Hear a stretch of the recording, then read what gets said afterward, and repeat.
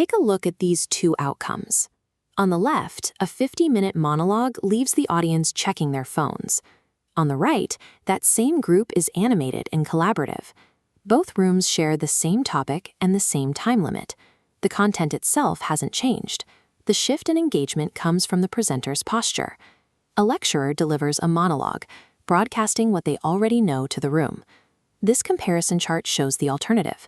A facilitator uses well-placed questions and silence to draw out what the group collectively knows. Our goal is to move you away from simply delivering information and toward engineering a space for discovery. Put away your standard presentation notes. Grab a blank piece of paper and a pen. Select one specific topic you are scheduled to present on this week.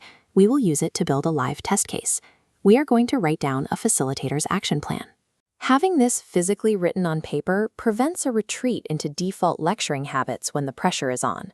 Step 1 is replacing your standard lecture slides with a single, targeted question. Standard yes or no questions stop the momentum of the room and force the presenter to fill the silence. This diagram illustrates the fix. A simple yes or no is crossed out and rewritten as an open-ended how or why. Draft a question for your topic that requires the group to arrive at the answer together.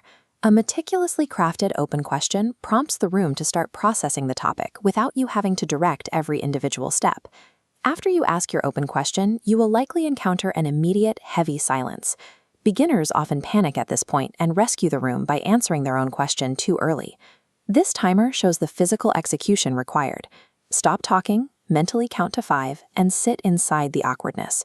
This wait time is a deliberate tactic. It allows the social pressure to build until someone in the audience feels compelled to speak.